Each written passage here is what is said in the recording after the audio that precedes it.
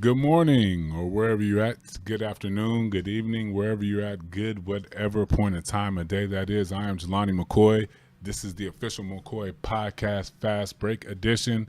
Do we really have to go over the rules again to this, Brian? He says we do. That's a little bit annoying. But at this point in time, we're going to go over the rules one more time. The Fast Break edition of the official McCoy Podcast is where I take 5 topics or questions. I take 1 minute per topic to run this fast break and throw dimes or score myself. Anything over the time limit is a turnover.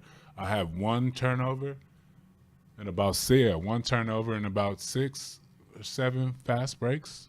Official McCoy fast breaks. That's not bad. 6-to-1 turnover ratio. I'm going to the All-Star game like that. And I'm probably going to be in the top 50 in the Hall of Fame. But I digress. Let's get straight to it. The fast break edition of the McCoy Podcast starts now. What do you think of CJ McCollum's viral offseason? I like CJ McCollum. I thought he was a shy guy, but evidently every content piece and what he's doing in social media, he's coming out of his shell, and as he should. I think CJ McCollum is one of the best basketball players in the NBA, if not just as good as Damian Lillard. He's a vital part to that team's success, and I like the fact that he's out there having a viral offseason. Take advantage, when you got this shine and you're illuminated and you have a platform, enjoy it. Don't only do good for your community, as everybody knows that goes hand in hand with your platform, but enjoy yourself. Enjoy your family, enjoy your friends, do the different things that out of basketball that that encompass your life. So shout out to CJ McCollum, not just dribbling in a basketball, but using basketball as a tool to diversify his personality portfolio. I just made that up. The personality portfolio. I like it. What are your thoughts on the new NFL rules for leading with the helmet? It's hard. It's hard at the end of the day. How can you gauge? You have to commit at some point in time to where a person is going to be. But with body mechanics and just how life is, shit changes. So how can I target one thing and then it makes a pivot or a move and I have to redirect my neck? The neck don't work like that at the end of the day. I mean, you can be out there rubbernecking and looky-hooing at the end of the day. You're only going to be encouraging injury. So I don't know what they're going to do about that new rule. I know it's going to be detrimental to football at the end of the day because there are already certain things going on in football. You got to have your head on a swivel.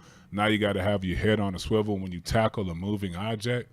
I just don't get it at the end of the day. But at the end of the day, maybe there needs to be more flag football leagues because you need to learn the body mechanics of how to avoid things defensively and offensively. And I feel like those are things that are learned on the flag football scene. Bring back flag.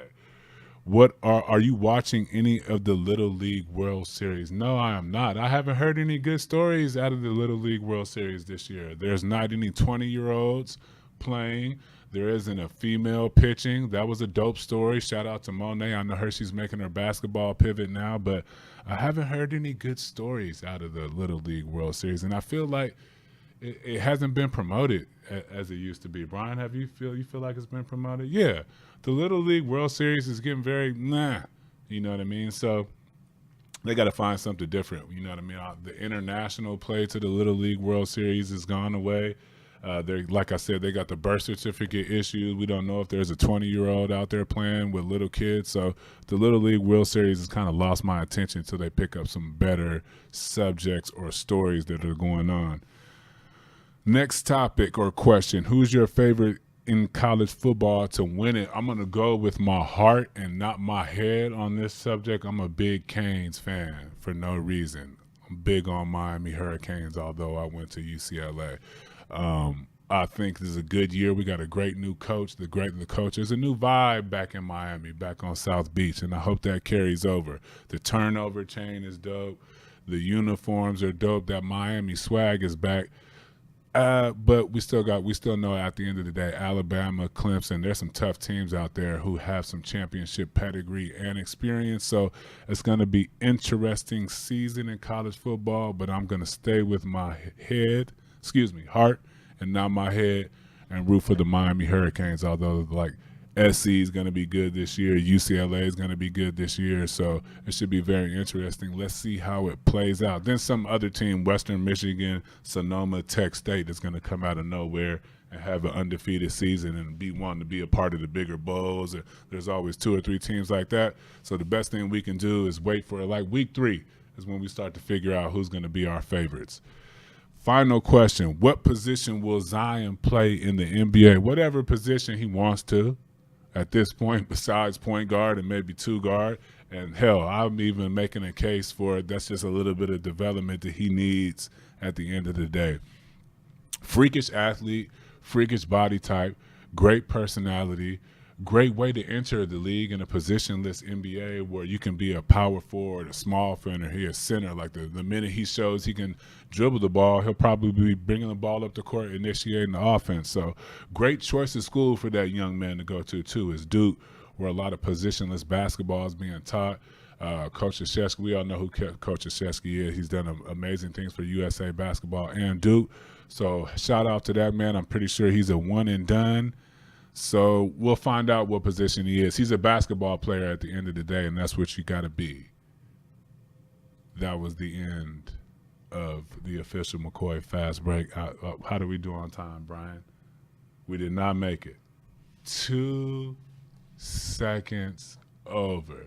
That sucks. That's a turnover at the end of the day. But I feel I did a good job for a Monday. I'm pretty burnt out.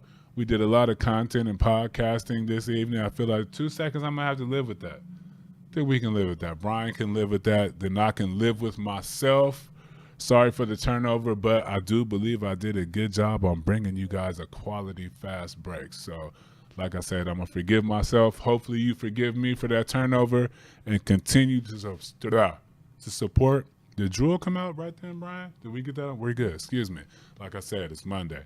Continue to support the official McCoy podcast, the Fast Break edition, and all long form.